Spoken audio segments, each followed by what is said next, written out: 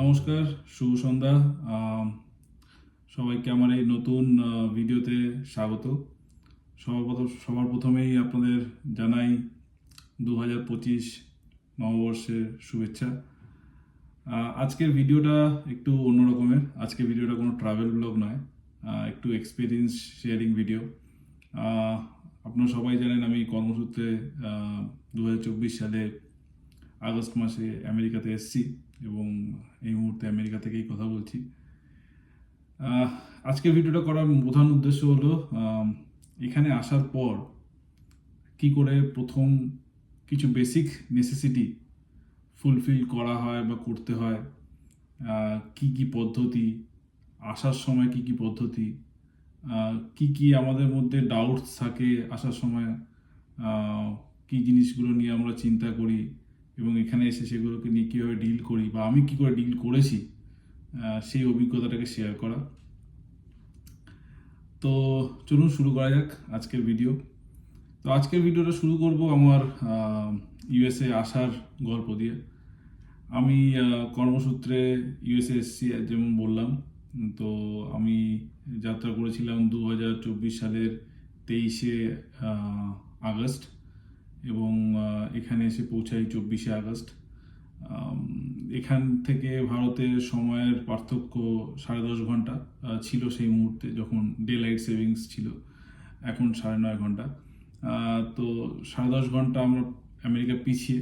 তো আমি 24 তারিখ এখানে এসে পৌঁছাই রাত্রি, এখানকার সময়কার রাত্রি 9টা। আমি ইন্ডিয়া থেকে যাত্রা শুরু করেছিলাম 23 তারিখে রাত্রি, মানে ভোর 3টের সময়, মানে বলতে পারেন 22 তারিখ রাতে, 23 তারিখ ভোর 3টের সময়। মোটামুটি টোটাল যাত্রাপথটা ছিল এই 30 ঘন্টার কাছাকাছি, 30-32 ঘন্টার কাছাকাছি। যেটা নিয়ে প্রথম আমার মনে সংশয় ছিল বা ভয় ছিল, বা যেটা নিয়ে আমি ডাউটফুল ছিলাম, যে কি করে এই ইন্টারন্যাশনাল ট্রানজিটগুলোতে অ্যাপিয়ার করতে হয়, কি কি ধরনের কোয়েশ্চেন, কী ধরনের চ্যালেঞ্জেসের সম্মুখীন হতে হয়। তো সেই নিয়ে কিছু কথা আপনাদের বলবো। আমার ফ্লাইট ছিল কাতার এয়ারওয়েজের। আমি এসেছিলাম Kolkata to Qatar, then Qatar to New York to Charlotte Douglas, এবং এই মোটামুটি যাত্রাপথে সময় লেগেছিল 33 ঘন্টার মতো।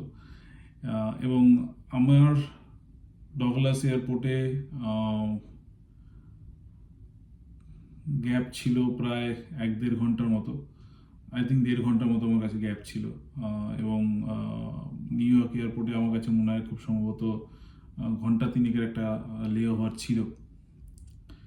তো প্রথম যে এখানে অ্যাক্টিভিটিটা হয় আর কি, মানে যখন আপনি কোনো ইন্টারন্যাশনাল ট্রাভেল করবেন, তখন আপনাকে এয়ারপোর্ট থেকে আপনার লাগেজ চেক ইন করানোর পরে সিকিউরিটি চেক যাওয়ার আগে আপনার ইমিগ্রেশন হবে। তো কলকাতা এয়ারপোর্টে আমার ইমিগ্রেশন হয়েছিল এবং সেখানে আমাকে পারপাস অফ ট্রাভেল জিজ্ঞাসা করা হয়েছিল, কোথায় যাচ্ছি, কতদিনের জন্য যাচ্ছি, এই কিছু বেসিক কোয়েশ্চেন্স। এর থেকে বেশি কিছু জিজ্ঞাসা করা হয়নি। তারপরে স্ট্যাম্প করে দেওয়ার পরে আপনি ভিতরে যাওয়ার পরে আমাকে সিকিউরিটি চেক করতে হয়েছিল। এবং সিকিউরিটি চেক মানে যা হয় আর কি, সমস্ত ইলেকট্রনিক্স আইটেমস ব্যাগের থেকে বার করা, জুতো, বেল্ট, ঘড়ি, কোনো মেটালিক আইটেমস, পার্টস, সমস্ত কিছু বার করে ট্রেতে রেখে আপনাকে ফিজিক্যাল সিকিউরিটি চেক করাতে হয়। এবং অ্যাজ ইউজুয়াল প্রথম ফ্লাইটটা খুব নর্মাল ছিল, কোনো অসুবিধাই হয়নি।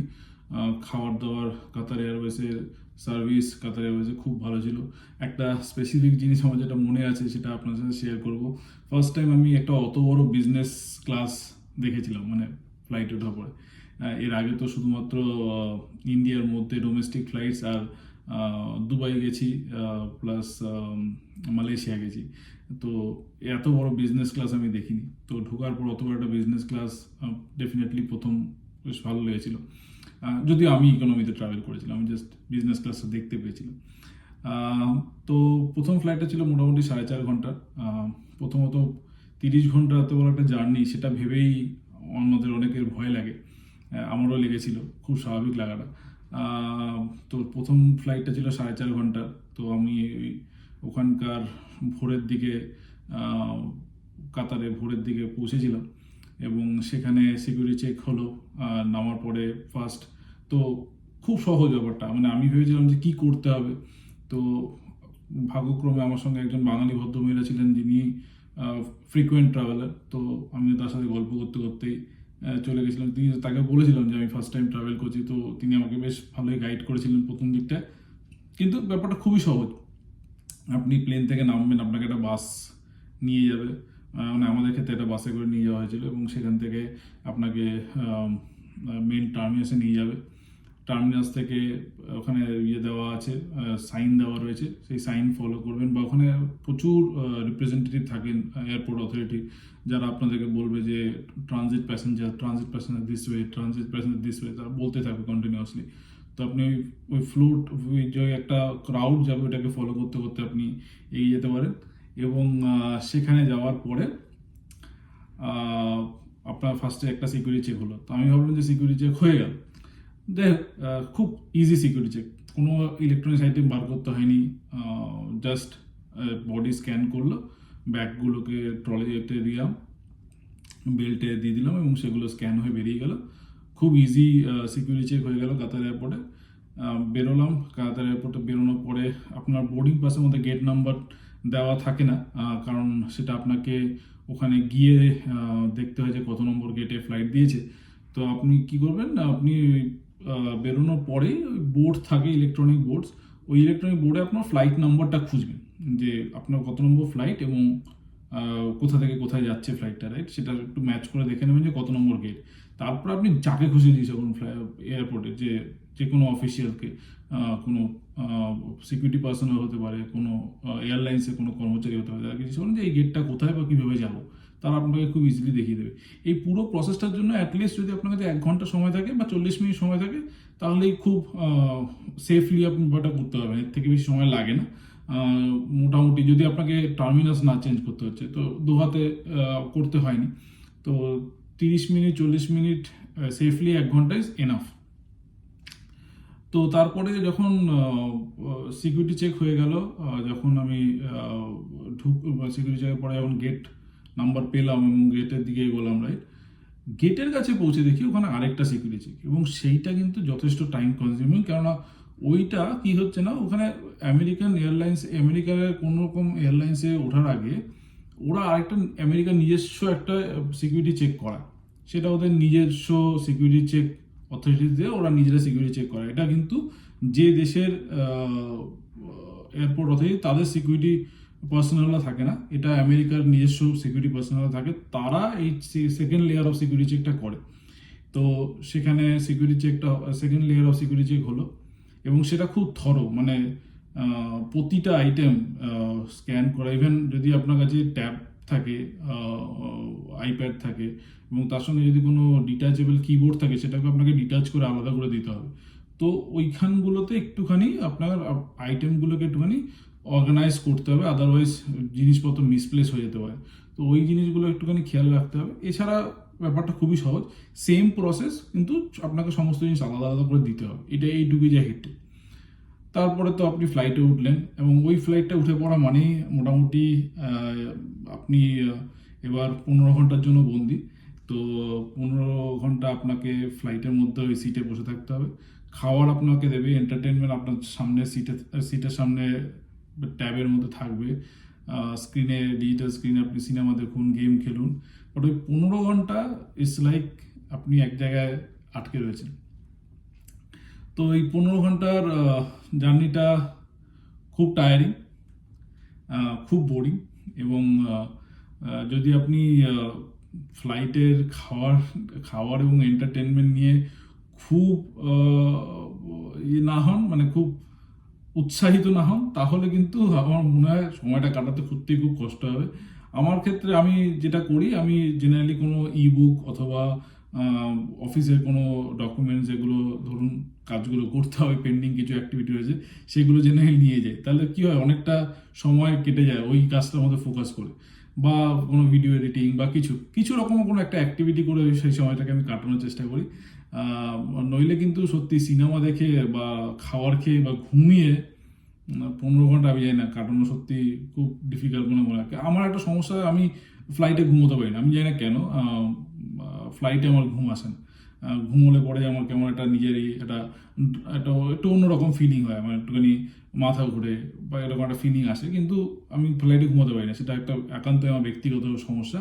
কিন্তু এত লম্বা ফ্লাইটে যদি না ঘুমোতে পারেন এবং যদি সিনেমা দেখে বা খাবার খেয়ে 15 ঘন্টা আপনার কাটবে না। যাই হোক, আরেকটা খুব ব্যক্তিগত অভিজ্ঞতা শেয়ার করি। এই বড় ফ্লাইটটাতে যদি আপনি একা থাকেন, চেষ্টা করবেন আইল সিট নিতে, উইন্ডো সিট না নিতে। আমি প্রথম আসার সময় উইন্ডো সিট নিয়েছিলাম, প্রচণ্ড এক্সাইটেড ছিলাম যে উইন্ডো শিল্ড খোলা থাকবে, এবং বিভিন্ন দেশের উপর দিয়ে, জেনারেলি ইউরোপের উপর দিয়ে পুরো ফ্লাইটটা আসে। তো গ্রিস, সুইজারল্যান্ড, সেই ল্যান্ডস্কেপগুলো অ্যাটলিস্ট উপর থেকে দেখতে দেখতে আসবো। জানি প্লেন অনেক হাইট থেকে ওড়ে, হয়তো নিচে কিছুই দেখতে পাবো না, হয়তো ক্লাউড থাকবে, বাট স্টিল কিছু তো দেখতে পাবো, সেই একটা ইয়ে নিয়েছিলাম, আশা নিয়ে আমি উইন্ডো সিট নিয়েছিলাম। কিন্তু আমি এই কথাটাকে বলবো যে উইন্ডো সিট নেবেন না যদি একা থাকেন। কারণ দুটো, এক নম্বর হচ্ছে যে আপনি উইন্ডশিল্ড খুলতেই পারবেন না, সারা রাস্তাতেই উইন্ডশিল্ড কিন্তু বন্ধ থাকে। এবং তার বেসিক কারণটা হলো যে ওরা ভিতরে ম্যাক্সিমাম প্যাসেঞ্জার ঘুমায়, বাইরের আলোতে খুব ডিফিকাল্ট, সেই জন্য কোনো উইন্ডশিল্ডই এয়ারোস্টেসরা খুলতে দেয় না, উইন্ডশিল্ড সারাক্ষণের জন্য বন্ধ থাকে। এবং 2 নম্বর হচ্ছে যে যদি আপনাকে বাথরুম বা টয়লেট ইউজ করার জন্য উঠতে হয়, রাইট, আপনাকে বারবার পাশের প্যাসেঞ্জারকে বলতে হবে, এবং যখন তারা ঘুমাবে তাদেরকে সত্যি ডিস্টার্ব করাটা একটু একটু মুশকিল। তো আপনি যদি একা হন, চেষ্টা করবেন আইল সিট নিতে। আইল সিট নিলে পরে অ্যাডভান্টেজ, ওয়াশরুম অ্যাডভান্টেজটা ডেফিনেটলি রয়েছে, একটা বড় অ্যাডভান্টেজ। সেকেন্ড অ্যাডভান্টেজ হচ্ছে আপনার যদি, যেটা আমার হয়, আমার প্রচণ্ড ব্যাক পেন হয়, তো আমি যখন খুশি উঠে দাঁড়িয়ে একটুখানি পাইচারি করে নিই, একটুখানি গিয়ে ল্যাবরেটরির সামনে গিয়ে একটুখানি দাঁড়িয়ে থাকি। অনেক সময় এয়ার হোস্টেস বা যারা ফ্লাইট অ্যাটেন্ডেন্স আছে তাদের সাথে গিয়ে একটুখানি চিটচ্যাট করি, তাতে আমার সময়টা বেশ কিছুটা কাটে, এবং সেটা আমি বেশ ভালোই এনজয় করি। তো ফার্স্ট টাইম আমার সেটা শিক্ষা হয়ে গেছিলো, সেই জন্য আমি নেক্সট এই 2বার আরও গেছি, মানে বাড়ি গেছি এবং এসছি। তো সেটাতে আমি আইএসসিটি নিয়েছি। তো সেটা একটা আমার একটা অভিজ্ঞতা আপনাদের শেয়ার করলাম। এছাড়া ফ্লাইটে, ওই লম্বা ফ্লাইটটা থেকে নামার পরে যেটা এখানে আসার পরে সেটা হচ্ছে মেন, আপনাকে নামার পরেই আপনি দেখবেন আপনাকে বলবে যে কাস্টমস এবং ইমিগ্রেশনের দিকে যেতে। কাস্টমসটা আমি না ঠিক অতটা কিছু বুঝতে পারিনি, কারণ আমি যখন নিউ ইয়র্কে নেমেছিলাম আমাকে শুধু দেখালো যে কাস্টম গ্রিন চ্যানেল, আমি জাস্ট ওটার মধ্যে দিয়ে হেঁটে চলে গেলাম। সেখানে কোনো লোকজনও ছিল না, কারণ আমাকে কোনো চেকিংও করেনি। এবং সেখান থেকে ডাইরেক্টলি আমি গিয়ে পড়লাম ইমিগ্রেশনের ওখানে। তো ইমিগ্রেশনের ওখানে যাওয়ার পরে আমি দেখলাম প্রচুর কাউন্টার, যেমন সমস্ত ইমিগ্রেশন কাউন্টারগুলো থাকে। তো দুটো দুটো লাইন হয়ে যায়, একটা লাইন থাকে যে for US citizen and green card holder, আর একটা থাকে যে নর্মাল ভিজিটার। তো আমি নর্মাল ভিজিটার লাইনে গিয়ে দাঁড়ালাম। যারা ইউএস সিটিজেন বা যারা গ্রিন কার্ড হোল্ডার তারা ডাইরেক্টলি ওই লাইনের থ্রুতে, যারা বেসিক্যালি পাস থ্রু করে, মানে তাদেরকে কোনো কোনো কোশ্চেন বা কিছু করা হয় না বলে আমার ধারণা। কিন্তু যেখানে আদার ভিজিটার্স, রাইট, সেখানে আপনাকে প্রপার কোশ্চেন্স করা হবে, আপনাকে জিজ্ঞাসা করা হবে। তো এই ব্যাপারটা নিয়ে একটা আমাদের মধ্যে সংকোচ থাকে, ভয় থাকে যে কি প্রশ্ন করবে, কি জিজ্ঞাসা করবে। খুব সহজ, আমাকে জিজ্ঞাসা করেছিল পারপাস অফ ভিজিট, আমাকে জিজ্ঞাসা করেছিল কোন সিটিতে থাকবেন, আমাকে জিজ্ঞাসা করেছিল যে আপনি কোন ভিসাটা, কেননা একটা আমার ক্ষেত্রে একটা স্পেশাল কেস ছিল, আমার পাসপোর্টে 2টো ভিসা ছিল, একটা H4 ছিল, একটা L1 ছিল। তো আমাকে জিজ্ঞাসা করেছিল আপনি কোন ভিসাটাতে এন্ট্রি করছেন, তো আমি যে বলেছিলাম যে আমি L1টাতে এন্ট্রি করছি। এই যে ডিসকাশনগুলো হবে এর উপর বেস করে ওরা আপনার ভিসার উপরে কিছু কমেন্টস লিখবে, বেসিক্যালি একটা ডেট লিখবে, যেইটা আপনার I-94 বলে একটা ফর্মে আসবে, ঠিক আছে।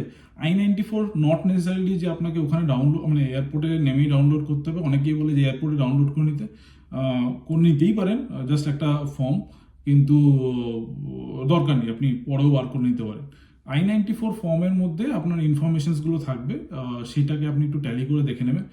যদি ভুল থাকে তাহলেও সেটাকে কারেকশন করার প্রসেস রয়েছে। আপনি ইউএসসিআইএসকে বলে বা প্রপার ডিপার্টমেন্টে অনলাইনে আপনি কারেকশন করাতেই পারেন, কিন্তু I-94 আপনার জেনারেট করবে আপনি যখনই পোর্ট অফ এন্ট্রি থেকে এন্ট্রি করবেন।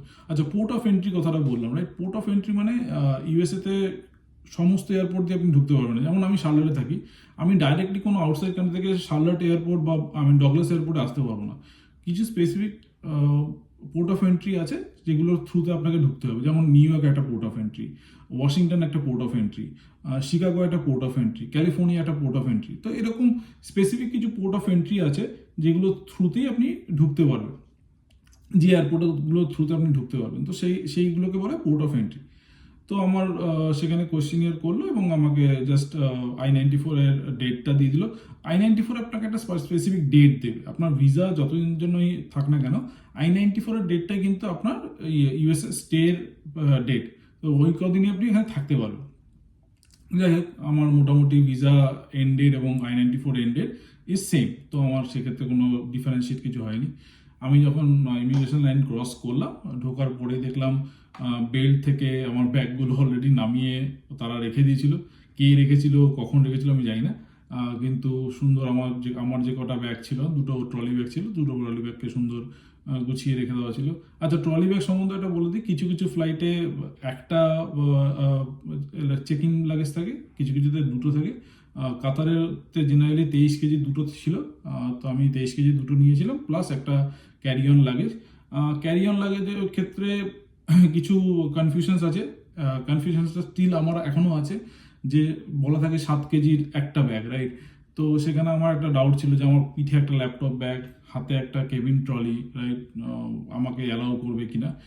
এটা ডিপেন্ড করে, মানে আমি একবার গেছি তখন আমাকে কেউ কিছু বলেনি, মানে না তো কেবিন ট্রলি ওয়েট করতে বলেছে, না আমার সেকেন্ড ব্যাগের জন্য কেউ কিছু বলেছিল।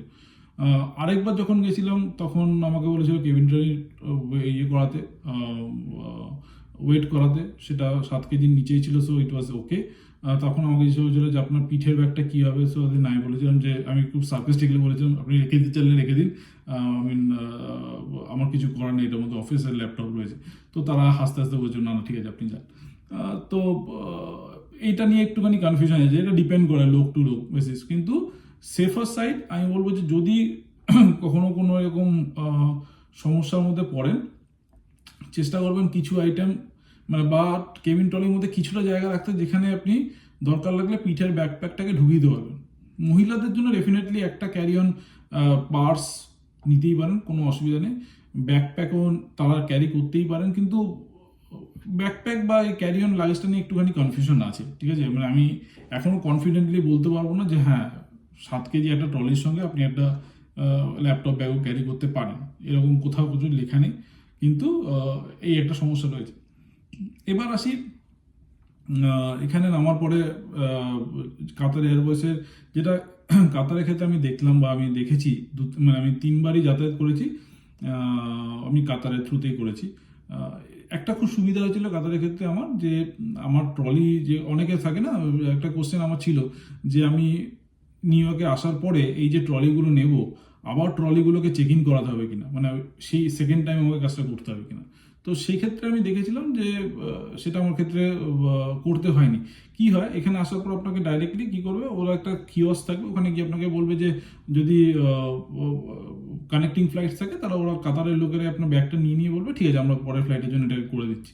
তো কাতারে এই কানেক্টিভিটিটা খুব ভালো ছিল এবং এটা আমি খুব প্রেফার করি, যে আমাকে ট্রলিগুলোকে আবার আলাদা করে চেক ইন করাতে হবে না। আমি জাস্ট নিউ ইয়র্ক থেকে ট্রলিগুলোকে নিয়েছিলাম, নিয়ে আমি ট্রলিগুলোকে আবার ওদেরকে হ্যান্ড ওভার করে দিয়েছিলাম, জাস্ট একটা কিওসের লোক দাঁড়িয়েছিল, তো ওরাই আবার দেখলাম একটা বেল্টে তুলে দিলাম, আমার ট্রলি চলে গেল, আমি আমার শুধু ক্যারি অন লাগেজটা নিয়ে এগিয়ে গেলাম। যাই হোক, তো তারপরে আমি এখানে নিউ ইয়র্কের সিকিউরিটি চেক ইন করলাম। সিকিউরিটি চেকিং করার আগে বোর্ডে দেখে নিলাম যে কোন গেট থেকে দিয়েছে। সিকিউরিটি চেক ইন করলাম। সিকিউরিটি চেক ইন এখানে খুব ডিটেলসে হয়, ব্যাগ থেকে সমস্ত কিছু বার করতে হয়। চেষ্টা করবেন খাবারের আইটেম একটু কম আনার, কোনো রকমের সিডস না আনার, কোনো রকমের কাঁচা সবজি না আনা, এই সব জিনিসগুলোকে একটুখানি চেষ্টা করবেন না আনার। চাল ডাল এই ধরনের জিনিসগুলোকে না আনারই চেষ্টা করবেন। ম্যাগি ট্যাগি চলতে পারে, কিন্তু চাল ডাল এগুলোকে বা মশলাপাতিও চলতে পারে, কিন্তু ওই অনেকে চিয়া সিড বা অনেকে অ্যাপেল বা অনেকে চাল ডাল এসব নিয়ে আসেন, এগুলো না আনাই ভালো, কেননা এখানে অনেক রকমের নিয়ম, তো সেগুলোকে একটু অ্যাভয়েড করাই বেটার। বাকি এছাড়া আপনি আনতেই পারেন আপনার ডেইলি ইউজের জিনিসপত্র। আহ, এবার আপনি সিকিউরিটি চেক করালেন, সিকিউরিটি চেক করানোর পরে আপনার গেটের সামনে চলে গেলেন, যে গেটে স্পেসিফিক গেটে দিচ্ছে সেই একই প্রসেস। আপনি যদি ডাইরেকশন দেখে না বুঝতে পারেন, কাউকে জিজ্ঞাসা করুন, কেউ না কেউ আপনাকে বলেই দেবে ঠিকঠাক যে হ্যাঁ আপনি এদিকে যান ওদিকে যান, আপনি ঠিক আপনার জায়গায় মতো গেটে পৌঁছে যাবেন। আহ, এখানে আসার পরে মানে নিউ ইয়র্কের স্পেসিফিক গেটে আসার পরে আমার যে ফ্লাইটটা ছিল সেটা কাতারই অপারেট করছিল, ইন্ডিয়া আমেরিকান এয়ারলাইন্সের ফ্লাইট ছিল। তো আমেরিকান এয়ারলাইন্সের ফ্লাইট ছিলাম, আমেরিকান এয়ারলাইন্সের ফ্লাইট 3বার আমি এসেছি, ভেরি সরি টু সে 3বারই ডিলে হয়েছে। মানে একবার ইউএসএ এসেছি, একবার ইন্ডিয়া গেছি, আবার ইন্ডিয়া থেকে ফেরত ইউএসএ এসেছি, এই যে 3বার আমার যাতায়াত হয়েছে, এই 3বারই আমার আমেরিকান এয়ারলাইন্সের ফ্লাইট লেট ছিল। আমি জানি না ওদের ওরা কীভাবে প্রসেস করে, বাট লেট। এখানে এইখানকার যে এয়ারপোর্টগুলো, এইখানকার যে ডোমেস্টিক ফ্লাইটসগুলো থাকে, এখানে কিন্তু একটা ব্যাপার আছে, যেহেতু আপনি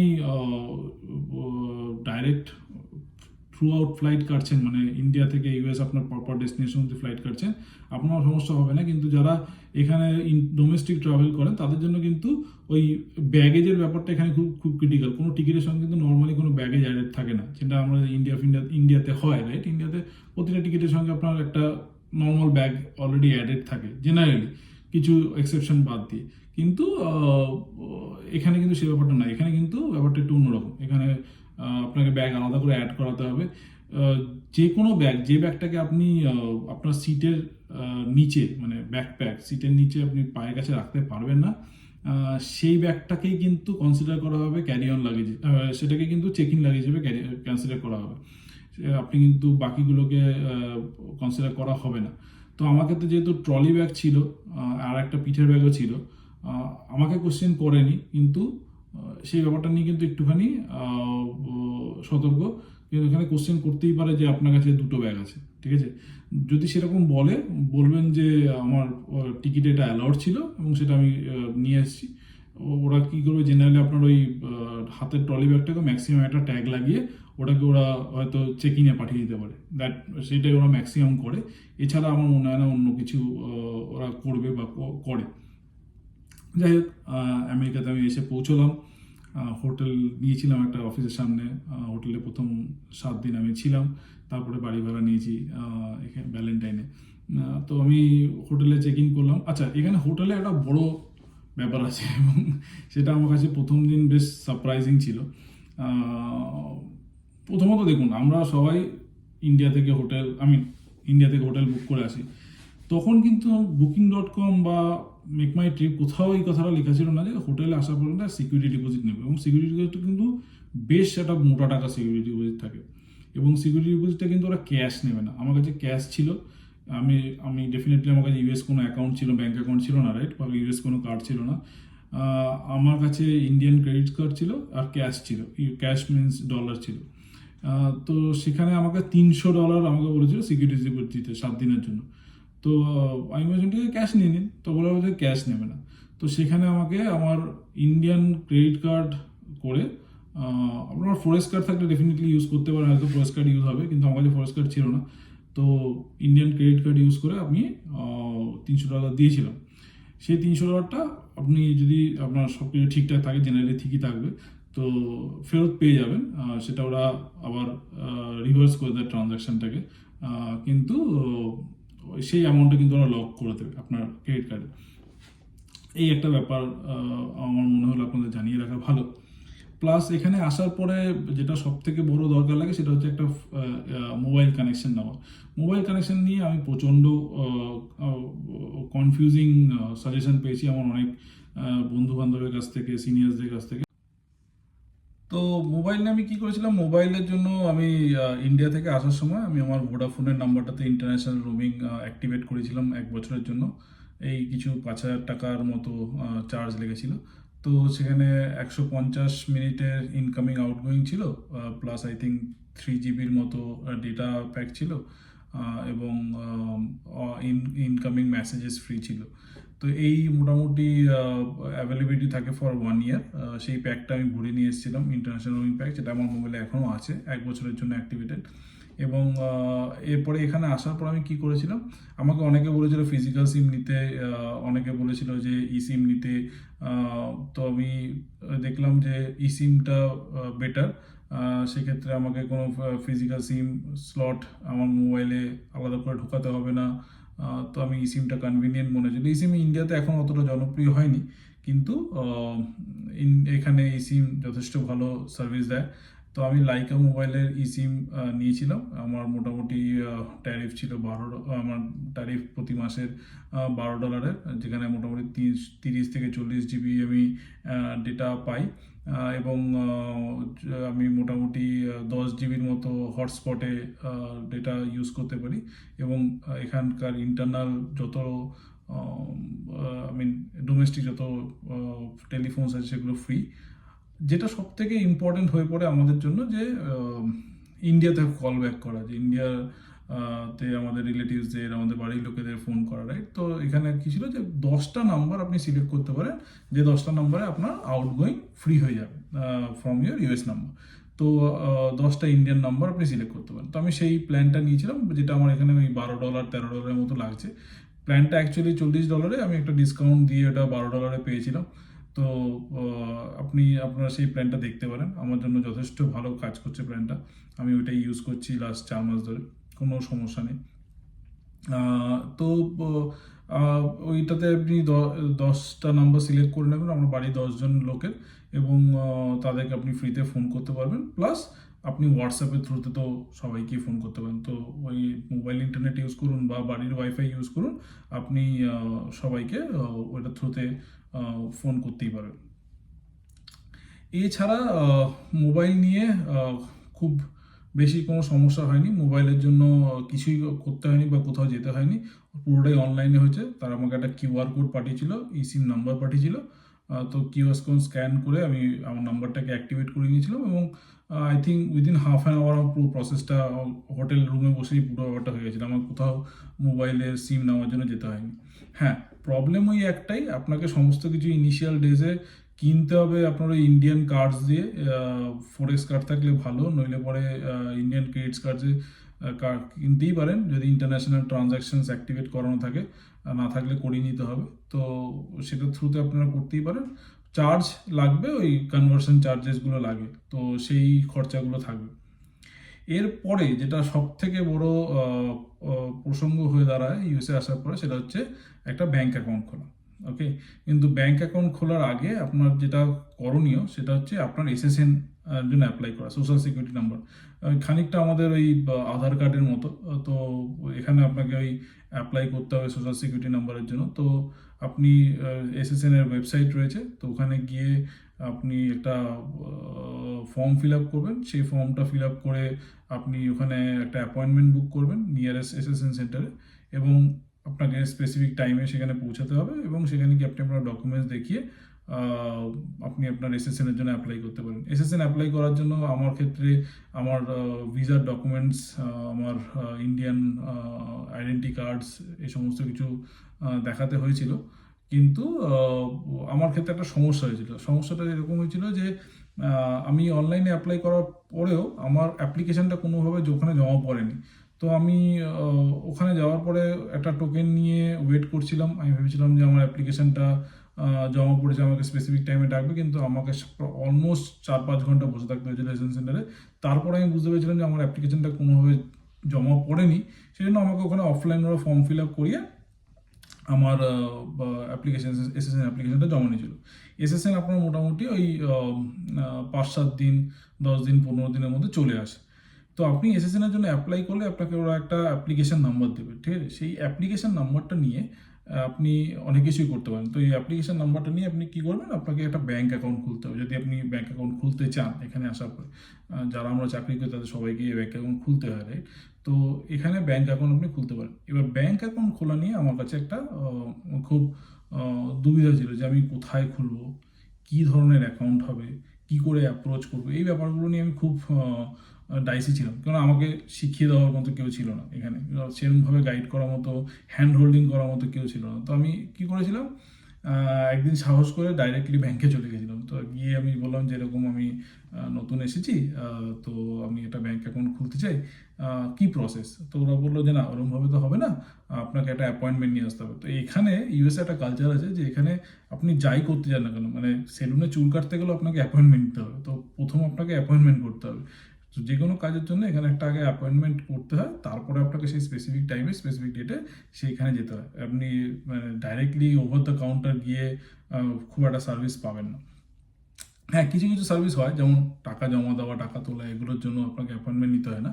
বাট এই ধরনের কাজ, অ্যাকাউন্ট খোলা বা কোনো একটা স্পেসিফিক সার্ভিস অন করা, এইসবের জন্য আপনাকে ডেফিনেটলি অ্যাপয়েন্টমেন্ট নিতে হবে। তো আমি অ্যাপয়েন্টমেন্ট নিলাম নেক্সট ডের জন্য, এবং সেখানে গেলাম। আমাকে আমার ভিসা দেখাতে বললো, পাসপোর্ট দেখাতে বললো, আমার এমপ্লয়মেন্ট ডিটেলস দেখাতে বললো। তো এখানে দু ধরনের অ্যাকাউন্ট হয়, একটা সেভিংস অ্যাকাউন্ট, একটা চেকিং অ্যাকাউন্ট। তো চেকিং অ্যাকাউন্ট যেখানে আপনার স্যালারি ক্রেডিট হবে। সেভিংস অ্যাকাউন্ট আপনি খুলতে পারেন, সেভিংস অ্যাকাউন্টে আপনি আপনার স্যালারি ক্রেডিট হবে না, কিন্তু আপনার সেভিংস অ্যাকাউন্টে আরও অনেক কিছু প্রস অ্যান্ড কনস রয়েছে। তো জেনারেলি আমরা সবাই চেকিং অ্যাকাউন্টই খুলি, যারা এখানে চাকরি করতে প্রথম আসে সবাই চেকিং অ্যাকাউন্টই খুলে। তো আমি বললাম যে আমি চেকিং অ্যাকাউন্ট করবো। এখানে একটা খুব ইন্টারেস্টিং ব্যাপার আছে, ইউএসএতে আপনি যদি ব্যাঙ্ক অ্যাকাউন্ট খোলেন, বিভিন্ন ব্যাংক বিভিন্ন রকমের অফার্স দেয়। তো আপনি অ্যাকাউন্ট খুললে পরে এখানে অনেকে বলবে যে আপনি চেকিং অ্যাকাউন্ট করলে আপনার যে দুটো স্যালারি জমা পড়ে আপনাকে $200 দেওয়া হবে বা $300 দেওয়া হয় ফর ওয়ান টাইম। তো সেগুলো খুব লুক্রেটিভ অফার, সেগুলো আপনি একটু চেক করে নিতে পারেন, সেখানে এগুলো করতে পারেন। সঙ্গে আপনার এই অ্যাকাউন্টের সঙ্গেই আপনাকে ডেবিট কার্ড দিয়ে দেওয়া হবে। ক্রেডিট কার্ডটা এখানে একটু একটু ব্যাপার আছে, এই ইউএসএতে ক্রেডিট স্কোর একটা বিশাল বড় ব্যাপার। ক্রেডিট স্কোর ওপর বেস করে লোনের পার্সেন্টেজ, আপনার ক্রেডিট কার্ডের ব্যালেন্স, সমস্ত কিছু ডিসাইডেড হয়।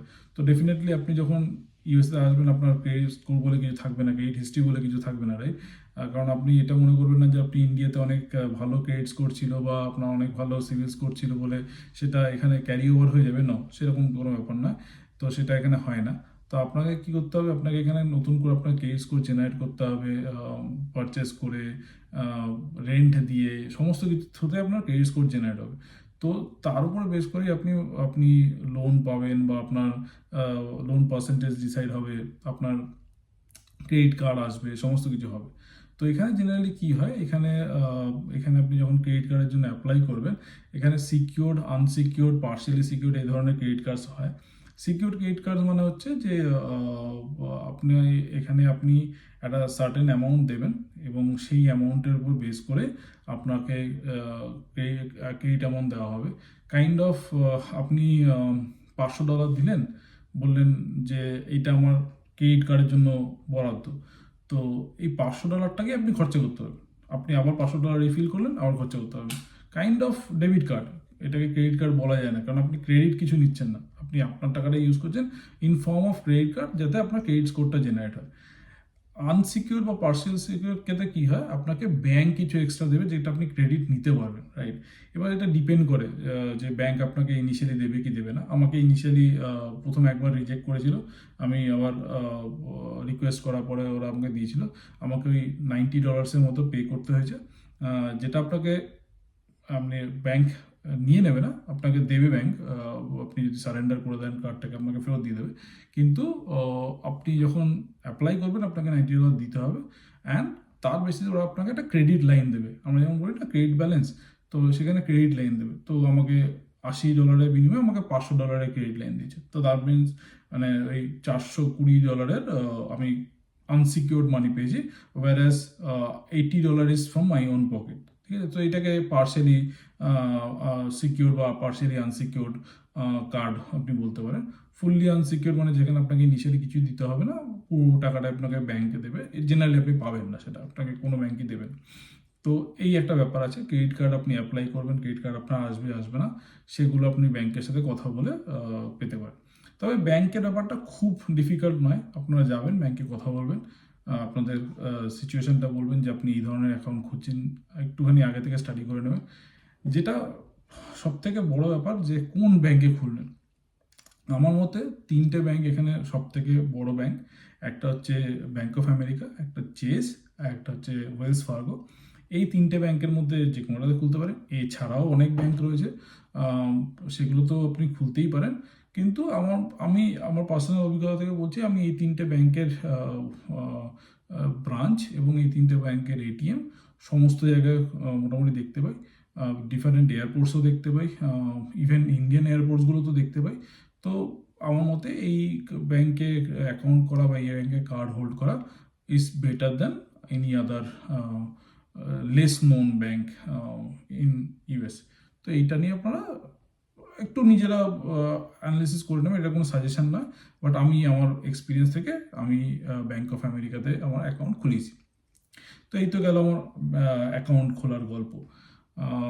মোবাইলের গল্প অলরেডি বললাম, এসএসএন এর গল্প বলা হয়ে গেল। তো মোটামুটি এসএসএন, মোবাইল এবং আপনার অ্যাকাউন্ট, এই তিনটে জিনিস আপনার হয়ে গেলে পরে আপনি মোটামুটি বাড়ি ভাড়ার দিকে এগোতে পারেন।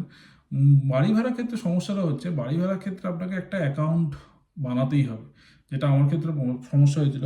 আমার কাছে ওই বললাম ক্যাশ আমার কাছে ছিল, কিন্তু আমি ক্যাশ দিয়ে এখানে কোনো কোনো ট্রানজ্যাকশনস হয় না। তো আপনাকে ওই বাড়ি ভাড়া নিতে গেলেও আপনাকে একটা কার্ডের থ্রুতে করতে হবে। এবার সেটা আপনি ইন্ডিয়ান ক্রেডিট কার্ডে হতো বলে আমার মনে হয় না ওরা ইন্ডিয়ান ক্রেডিট কার্ড অ্যাকসেপ্ট করতো। বা করলেও হয়তো সেখানে এত বড় একটা অ্যামাউন্টের কনভার্সন চার্জটা অনেক বড় একটা বার্ডেন হয়ে যায়। তো সেক্ষেত্রে আমি বলবো যে যদি আপনার কোনো বন্ধু বান্ধব থাকে বা কোনো রিলেটিভস থাকে বা কোনো কলিগস থাকে যারা আপনাকে একটু হেল্প করতে পারে ইনিশিয়াল ডেজে, আমার ক্ষেত্রে করেছে। তো তাদের থেকে আপনি তাদের কার্ড ইউজ করে আপনি ইনিশিয়াল পেমেন্টটা করে দিলেন, আপনার অ্যাকাউন্টে টাকা চলে আসলে স্যালারি ক্রেডিট হয়ে গেলে। এখানে স্যালারি প্রতি 2 সপ্তাহে আসে, এখানে 1 মাস পরে স্যালারি আসে না। তো তারপরে আপনি তাকে পে অফ করে দিতে পারেন, রাইট। কিন্তু এখানে জেনারেলি আপনাকে ওই বাড়ি ভাড়া নিতে গেলে ওই কার্ডের থ্রুতেই করতে হবে। এখানে কিন্তু কোনো বা বা আপনি কোনো চেক পেমেন্টও করতে পারেন। তো এই তো গেল বাড়ি ভাড়ার ব্যাপার। বাড়ি ভাড়ার ক্ষেত্রেও অনেক রকমের ধরনের বাড়ি ভাড়া হয়। এখানে আপনি একটা ফুললি ফার্নিশড নিতে পারেন, যেখানে আপনার সমস্ত রকমের ইকুইপমেন্টস থাকবে। যেখানে ইকুইপমেন্টস বলতে আপনার সোফা, চেয়ার, টেবিল, খাট, ম্যাট্রেস সমস্ত কিছু থাকবে। ইলেকট্রিসিটি থাকবে। এখানে আপনার সমস্ত রকমের মোবাইল কানেকশন, ইন্টারনেট কানেকশন, কেবল কানেকশন সমস্ত কিছু থাকবে। আর কিছু হয় আনফার্নিশড, যেখানে শুধুমাত্র আপনি ঘরটা পাবেন এবং তার সঙ্গে আপনার বেসিক অ্যামিনিটিস যেমন ড্রায়ার, ক্লিন, ওয়াশিং মেশিন এগুলো থাকবে। এই রকমের হয়। বাকি যদি এরকম আপনার কাছে কোনো আপনি যদি আনফার্নিশ নেন, যেখানে আপনাকে সমস্ত কিছু মানে নিজেকে করতে হবে, তাহলে সেখানে ইলেকট্রিসিটি, আপনার ইন্টারনেট, মোবাইল কানেকশন সমস্ত কিছু, কেবল কানেকশন সমস্ত কিছু আপনাকে নিজেকে আগে থেকে করে নিতে হবে। যেমন যদি ইলেকট্রিসিটি না থাকে, সেক্ষেত্রে কী করতে হবে, আপনাকে ঘরে ঢোকার আগেই আপনাকে ইলেকট্রিসিটি কানেকশন দিতে হবে। তো ওরা আপনাকে বললো যে ইলেকট্রিসিটিটা আগে জমা দিন, ইলেকট্রিসিটি কানেকশন হলে পরে আপনি চাবি পাবেন। তো এই সমস্ত ব্যাপারগুলো কিন্তু খুব ইম্পর্ট্যান্ট হয়ে দাঁড়ায়। আপনাদের যদি বন্ধু বান্ধব বা কলিগ থাকে, আমি বলবো যে এই সমস্ত ব্যাপারগুলোকে আপনারা ইন্ডিয়া থেকেই করে আসুন। অথবা কিছু অপশান আছে, আপনারা হোটেলে থেকে এগুলো করিয়ে হোটেল থেকে আসতে পারেন। অথবা আপনারা কোনো এয়ারবিএনবিতে থেকে সেখান থেকে ডেলি পেমেন্ট করে কিছুদিন থেকে 15 দিনের জন্য বা 1 মাসের জন্য এয়ারবিএনবিতে থেকে আপনি রেন্টেড হাউসটাকে প্রপারলি ম্যানেজ করে তারপর করতে পারেন। অথবা আপনি আমেরিকান এক্সটেন্ডেড স্টে বলে হয়, সেখানে থেকে করতে পারেন, যেখানে অলমোস্ট হোটেলের মতো কিন্তু চার্জ অনেক কম, সেখান থেকেও করতে পারেন।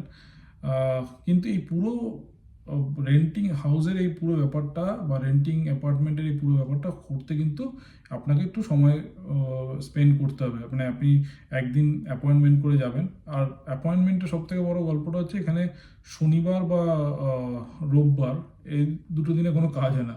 তো মুশকিলটা হচ্ছে আপনাকে নতুন জায়গায় এসে নতুন অফিসে জয়েন করে আপনাকে একটা দিন ছুটি নিতে হবে এবং অ্যাপয়েন্টমেন্ট করে আপনাকে অ্যাপার্টমেন্ট হান্টিংয়ে বেরোতে হবে, রাইট? তো সেটা একটা বড় ব্যাপার, এবং আপনি বেরোলে পরেই সঙ্গে সঙ্গে যে সাকসেসফুল হবেন বা সেটা পছন্দ হয়ে যাবে সেটা নয়, আপনাকে 2-4টে দেখতে হবে, রাইট?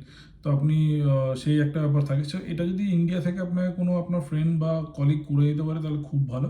সেই অপশনটা যদি না থাকে তাহলে একটুখানি ব্যাপারটা নিয়ে একটু ভেবে নেবেন যে কীভাবে করবেন, বা একটু দেখে নেবেন যে কোথায় থাকবেন কয়েকদিন। এবং ডেফিনেটলি এই ইন্টারনেট কানেকশান বা ইলেকট্রিসিটি কানেকশান আনতে বেশিক্ষণ সময় লাগে না, 1 দিন বা 2 দিনের মধ্যে চলে আসে।